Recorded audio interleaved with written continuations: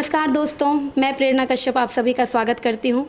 आज हम बात करेंगे अखिल भारतीय जनसंघ के विषय में, जिसकी स्थापना 21 अक्टूबर 1951 में की गई थी। 1980 से पहले, यानी कि इमरजेंसी से पहले, जनसंघ राष्ट्रवाद और विपक्ष की एक बुलंद आवाज़ थी। लेकिन उसके बाद 1980 के बाद काफ़ी बड़े नेता भाजपा में शामिल हो गए और 1980 के बाद हम देखते हैं कि जनसंघ भारतीय राजनीति के परिदृश्य से विलुप्त होती जा रही है। आज जनसंघ के प्रमुख अध्यक्ष भारत भूषण जी से हम इस विषय में बात करने आए हैं कि भविष्य में जनसंघ की क्या क्या परियोजनाएं हैं, क्या राजनीतिक स्ट्रेटजी है और ये आगे इसको किस तरह ले जा रहे हैं। तो आइए स्वागत करते हैं भारत भूषण जी का। नमस्कार सर। धन्यवाद। और कैसे हैं सर आप? ठीक हूँ। आपका बहुत बहुत धन्यवाद कि आप आरा से दिल्ली आए जी। इस साक्षात्कार के लिए। तो सर, सबसे पहला प्रश्न है कि राष्ट्रवाद की बात करता है जनसंघ, लेकिन आज पूरे देश में एक भी सांसद नहीं है आपके। ठीक बात है। तो आप इसको किस तरह देखते हैं? इस समय जनसंघ की सरकार है, एक वर्चुअल और एक फिजिकल, दो होते हैं ना जी। हम नहीं है उसमें। जी। आपने ठीक उल्लेख किया कि 1980 में भारतीय जनता पार्टी बनी थी जी। और भारतीय जनता पार्टी ने राष्ट्रवाद छोड़ दिया, गांधीवाद समाजवाद लिया। जी। उसके बाद परिणाम ये हुए कि उनके मात्र 2 सांसद 84 में थे। जी। वो भी दोनों एक्सीडेंटली जीते थे। एक गुजरात की सीट ट्रेडिशनल है, आज तक वहाँ कांग्रेस नहीं जीती है। जी। और आंध्र से एक व्यक्ति ऐसे जीत गया संयोगवश। जी। उसके बाद बीजेपी को यू टर्न लेना पड़ा। उन्होंने पहले कहा था बीजेपी की स्थापना के समय कि हमारा जनसंघ से कोई मतलब नहीं है। अटल जी ने, अडवाणी जी ने उसकी स्थापना के भाषण में कहा कि हमें जनसंघ का नहीं लोकदल का माना जाए। हम लोकदल के टिकट पर सांसद हुए, मंत्री हुए। जी। और जब चुनावों में इस प्रकार की दुर्दशा होने लगी तो 86 में अडवाणी जी के नेतृत्व में बीजेपी ने यू टर्न लिया। उन्होंने कहना शुरू किया कि हम असली जनसंघ हैं। 80 में वो कहते थे कि हम असली जनता पार्टी हैं, लेकिन 86 में वो कहने लगे कि हम असली जनसंघ हैं। और परिणाम ये हुआ कि अब उनके कार्यक्रमों में, उनके मंचों पर डॉक्टर मुखर्जी और दीनदयाल जी के फ़ोटो दिखाई देने लगे। आज भी उनके मुख्यालय में डॉक्टर मुखर्जी और दीनदयाल जी के फ़ोटो हैं। केवल उन्होंने बलराज जी को नहीं रखा है। बस इतनी बात है। एक व्यक्ति विशेष से उन्होंने दूरी बना ली है। वह दूरी भी श्री नरेंद्र मोदी ने बहुत हद तक पाट दी है। बलराज जी के शरीर 2016 में जब पूरा हुआ उनका शरीर, तो उनके शरीर पूरा होने पर राजेंद्र नगर उनके घर पर प्रधानमंत्री कहीं बाहर थे, बाहर से आए तो सीधे उनके घर गए। अमित शाह गए बीजेपी प्रेसिडेंट के रूप में, अडवाणी जी गए, जेटली जी गए, लगभग आधा मंत्रिमंडल गया। तो वो दूरी भी काम भर पट गई है। अब थोड़ी सी दूरी है, वो दूरी हम लोग पाटने की कोशिश में हैं। और जनसंघ, जिस जनसंघ को हम रिप्रेजेंट करते हैं, जो बलराज मधोक की धारा है, उसके बिना बीजेपी लाख प्रयास कर ले, वह 50% ही हिंदू रह पाएगी। जब हमें लेगी तब 100% होगी। फिर भी राष्ट्रवाद और हमारे सारे मुद्दे, राम जन्मभूमि बलराज मधोक जी का मुद्दा था, उन्होंने 1961 में पहली बार संसद में उठाया। 1964 में विश्व हिंदू परिषद बनी और 1961 में 13 सितंबर 14 सितंबर 1961 को लोकसभा में पहली बार अयोध्या, मथुरा और काशी का मुद्दा बलराज जी ने उठाया। कश्मीर हमारा था, जिसके लिए डॉक्टर मुखर्जी ने बलिदान दिया। मधोक जी ने उसकी पूरी तैयार की थी नीति। और जम्मू प्रजा परिषद के वे संस्थापक महामंत्री थे।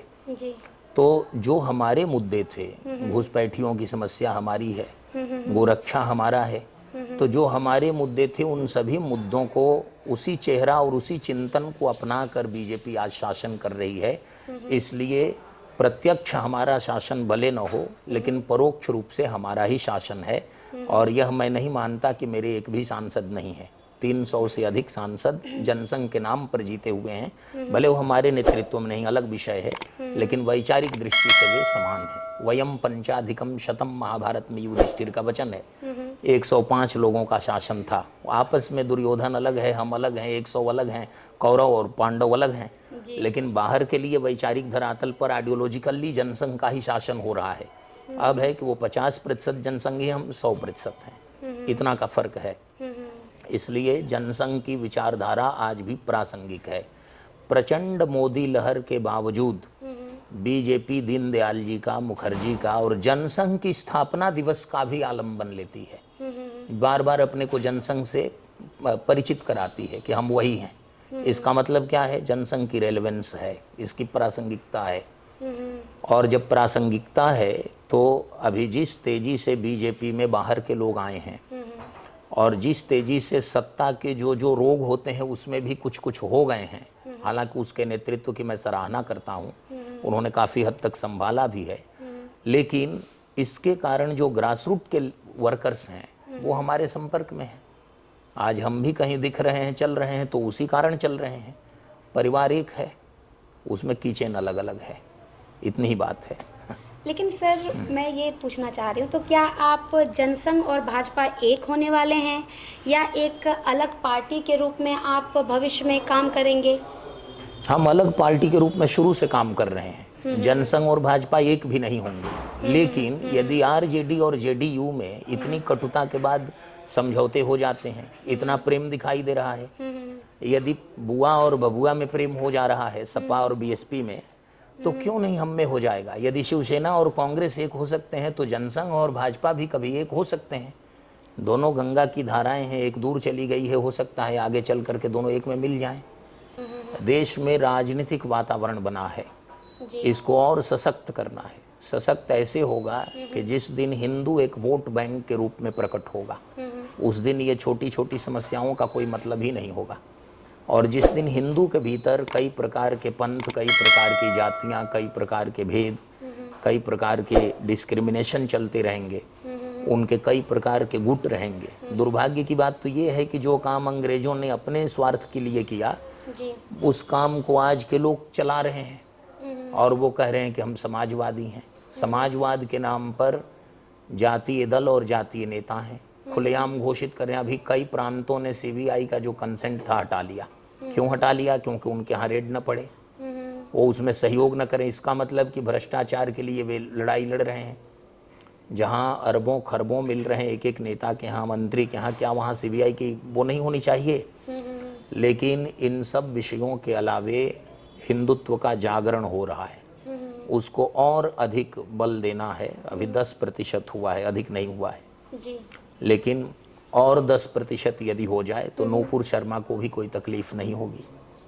और छोड़ दीजिए, ये तो भारत है, अभी काफ़ी इन विषयों में दुर्बल है जी। अमेरिका में जो घटना हुई सलमान रुश्दी के साथ जी, सबसे बड़ा लोकतंत्र, सारी सुरक्षा और फ्रीडम ऑफ एक्सप्रेशन वहाँ काफ़ी, उसके बावजूद क्या हुआ? और उस व्यक्ति ने वहाँ एक ऐसा कट्टरपंथी व्यक्ति जो कि 25 साल का है, सलमान रुश्दी के कांड से वो वाकिफ भी नहीं, उसका जन्म भी उसके बाद हुआ है, और उसने जाकर हमला कर दिया।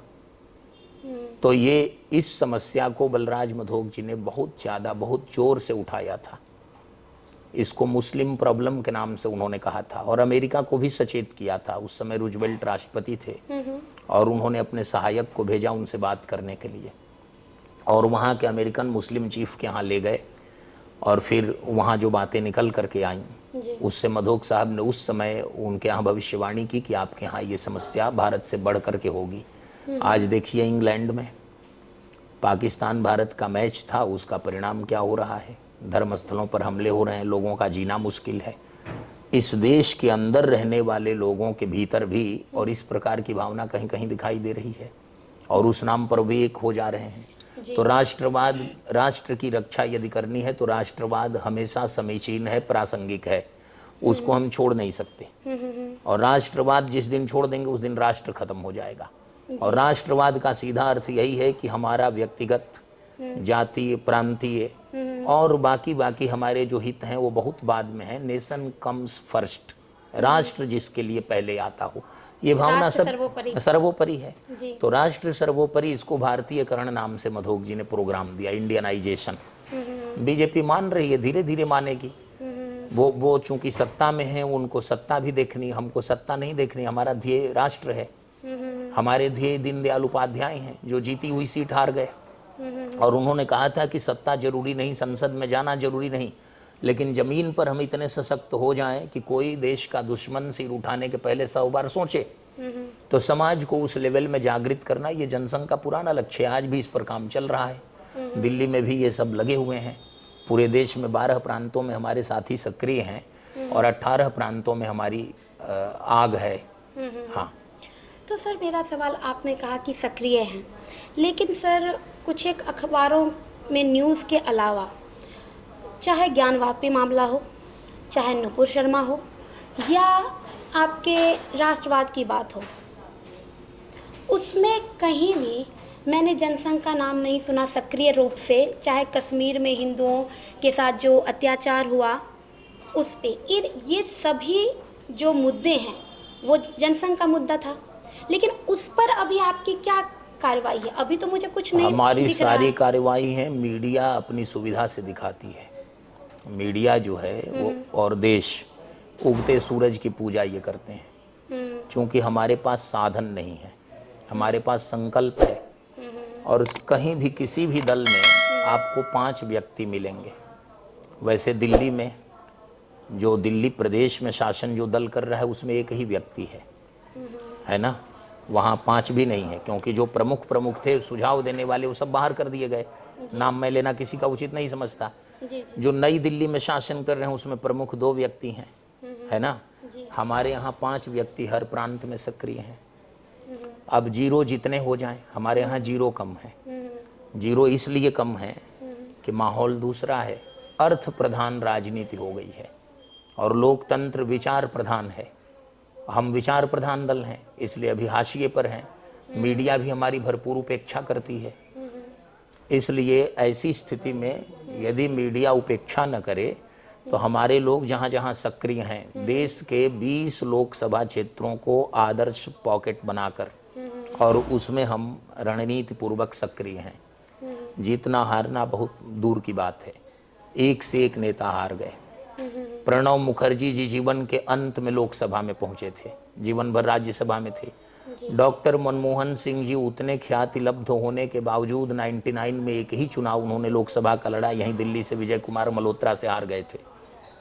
तो ऐसी स्थिति में चुनाव जीतना, चुनाव हारना बड़े बड़े लोगों के साथ भी, TN सेशन हार गए, रूसी मोदी हार गए। ये सब लोग अपने क्षेत्र में बड़े कद्दावर थे, इन्होंने बहुत बड़ा काम किया था। तो हम यदि हार जाते हैं तो ये गौरव की बात है, लेकिन हम तभी जीतेंगे जब समाज का स्तर उस लेवल का हो जाए। अभी समाज का स्तर वहाँ पहुँचा नहीं, ये सच्चाई है। और इस सच्चाई से भी हम 2-2 हाथ कर रहे हैं। मीडिया जिस दिन हमें ध्यान दे उस दिन उसको एक वैचारिक धार मिलेगी। हम कहते हैं आप लालू प्रसाद को, नीतीश कुमार को ज़्यादा हाईलाइट करते हैं, दोनों वैचारिक रूप से एक ही हैं, कोई अंतर तो नहीं है। और हमारा जब विषय आएगा तो बीजेपी से भी हमारी राय अलग होगी। अब रह गई नूपुर वाली बात। नूपुर शर्मा जी बीजेपी की प्रवक्ता हैं, हमारे साथ तो उनका कोई मतलब था नहीं। एक देश की नागरिक और उसकी स्वतंत्रता के अधिकार का हनन हुआ, इस पर हमने जोरदार आपत्ति दर्ज की है। वो भले कहीं रिकॉर्ड में आपको न दिख रही हो, लेकिन हमने किया है। अच्छा। अब उनकी व्यक्तिगत लड़ाई लड़ने का हमको तब तक अधिकार नहीं है जब तक वो हमारे साथ न जुड़े। हमारे साथ कोई व्यक्ति नहीं जुड़ेगा, हम उसकी लड़ाई ले लें, अब वो हमको डिजोन कर दे कि नहीं नहीं हम तो उस पार्टी के हैं, इसमें नहीं है। बीजेपी में लोगों को अपना भविष्य दिखता है। कश्मीर की बात आप कर रहे थे, श्यामा प्रसाद मुखर्जी ने बहुत काम किया है। तो हिंदू की स्थिति आज भी कश्मीर में नहीं के बराबर है। आज भी वहाँ जाना लोग नहीं चाहते हैं। और सिर्फ कश्मीर ही नहीं, अब धीरे धीरे जो है पूरे देश में एक डर, आतंक का माहौल छा रहा है हिंदुओं के अंदर। तो इस पर आप क्या कहना चाहेंगे? इससे भविष्य क्या देखते हैं आप? मैंने कहा ना कि हम हिंदू वोट बैंक बनाने, हिंदू वोट बैंक का मैंने नाम लिया था पहले जी। ये जब तक जातीय प्रांतीय भेदों में बांटने वाले नेता रहेंगे जब हिंदुओं का वर्गीकरण करेंगे अलग अलग और उनको एक दूसरे के विरुद्ध खड़ा रखेंगे, तब तक ये भय बना रहेगा।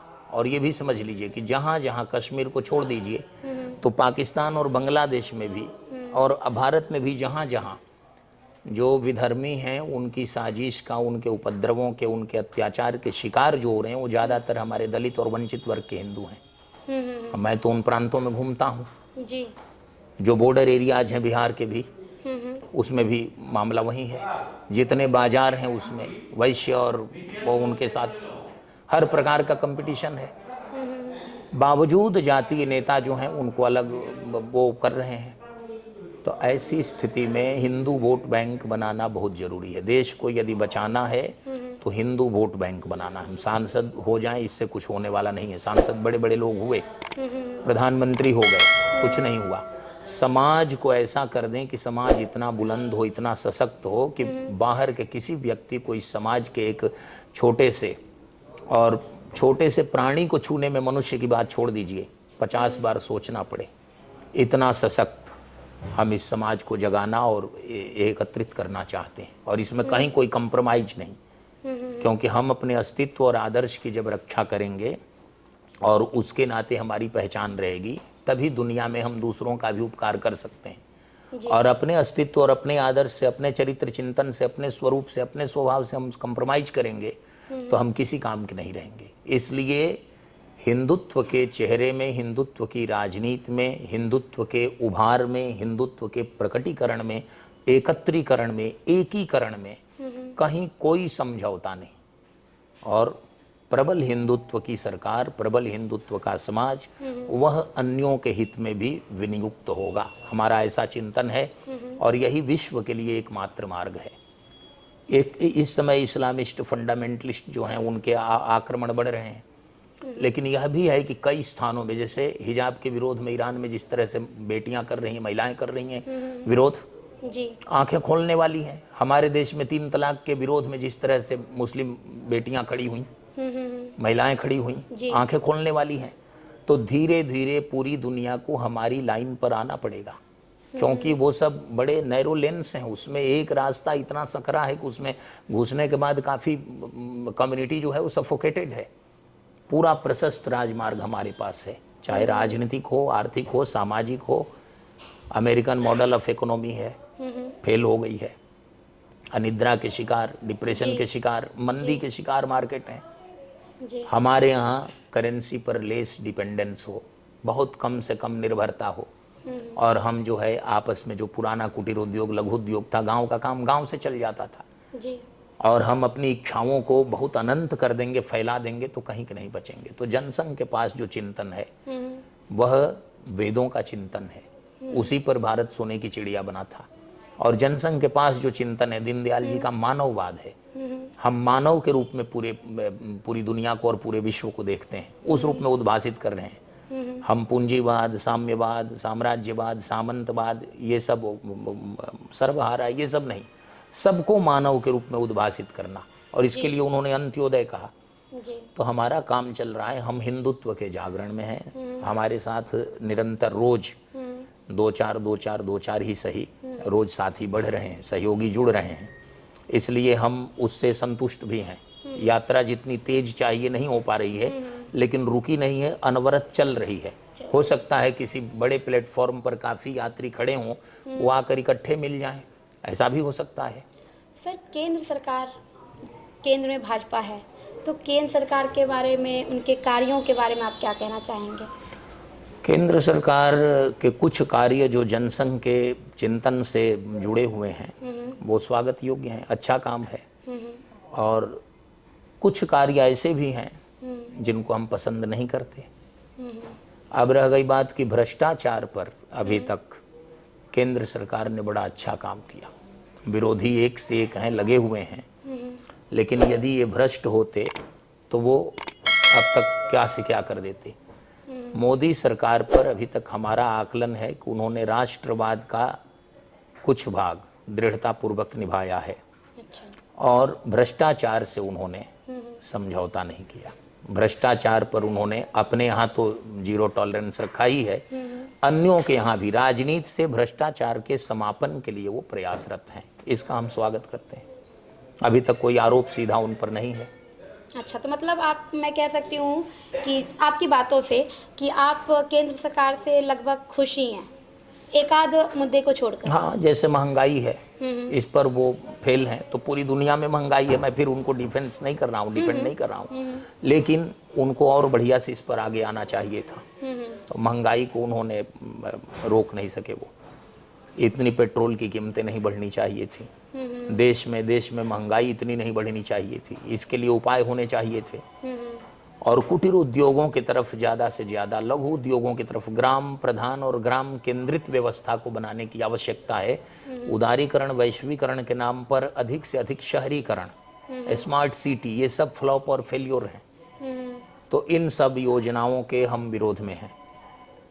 अच्छा सर, आज जो हमारी मंदिर है वो सरकार के अधीन है, तो आप क्या चाहते हैं, ये सही है या इसको? बहुत गलत है, बहुत गलत है। सारे मठ मंदिर, जब आप सेकुलर हैं तो आपको पहले तो किसी के साथ पक्षपात नहीं करना चाहिए। तो ये हिंदुओं के बिल्कुल अधीन होने चाहिए। हिंदू धर्माचार्यों के अधीन जो मंदिर हैं, धर्माचार्य, वैष्णवाचार्य, वो मठ मंदिर, आश्रम और गुरुकुल।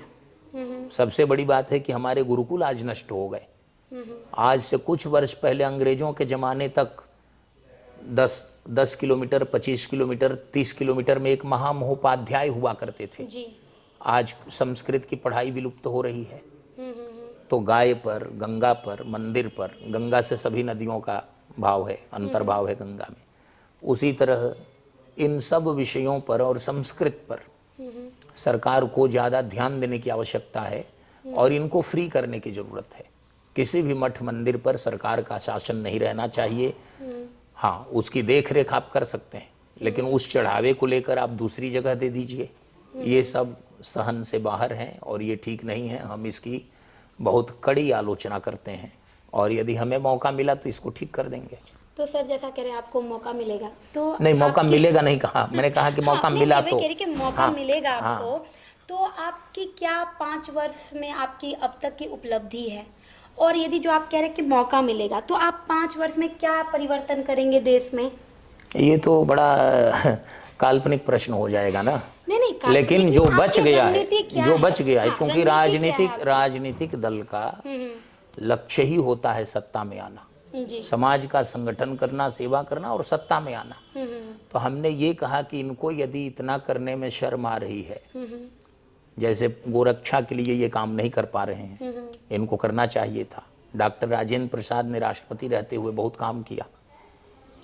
इनको यदि मठ मंदिरों को स्वतंत्र करने में शर्म आ रही है, ऐसे कुछ काम हैं जो ये नहीं कर पा रहे हैं या नहीं करना चाहते हैं, उसको हम कर देंगे। हमने ये कहा। अब मामला है कि कुछ सुधारक हिंदू हैं, जो सत्ता में हैं वो सुधारक हैं और हम सनातनी हैं। हमारी वेदों में पूरी आस्था है। हमने देख लिया कि वेदों से सुधार के नाम पर जितनी दूरी की गई, वह दूरी समाज के लिए और पूरे विश्व के लिए, उसकी शांति और उसके विकास के लिए अभिशाप सिद्ध हुई। तो हम वहाँ पर ये हैं। अब यदि हमें सही में मौका मिल गया तो हम जो हमारे चिंतन के अनुरूप खामियां हैं, उन खामियों को दूर करके इस देश को एक सार्वभौम और पुराने भारतीय साम्राज्य के रूप में ख्यापित करेंगे, जिससे कि फिर कभी इस देश में किसी प्रकार के, किसी बाहरी दुश्मन की, किसी आंतरिक उपद्रवी की आँख न लगे, नज़र न लगे। और उसके बाद आर्थिक मुद्दे पर कभी यहाँ के लोगों को बेसहारा नहीं होना पड़े, कोई भूखमरी का शिकार न हो। प्रकृति और परमात्मा ने इतने साधन दे रखे हैं कि उन साधनों के बल पर यहाँ का प्रत्येक प्राणी संपोषित होगा। इसलिए कुछ वैदिक भारत के विद्वान जो हैं, जो पुराणों की राजनीति है, अर्थनीति है, समाज नीति है, भीष्म पितामह की जो नीति है, विदुर की नीति है, कामंदक की नीति है, शुक्र नीति है, कौटिल्य नीति है, उसके जानकारों के द्वारा चाणक्य का नाम लिया जा रहा है। अब उन लोगों को चाणक्य कहा जाता है जिन्होंने चाणक्य के बारे में जाना ही नहीं है। और चाणक्य नीति पूरा उपनिषद दर्शन है, उपनिषदों का दर्शन है।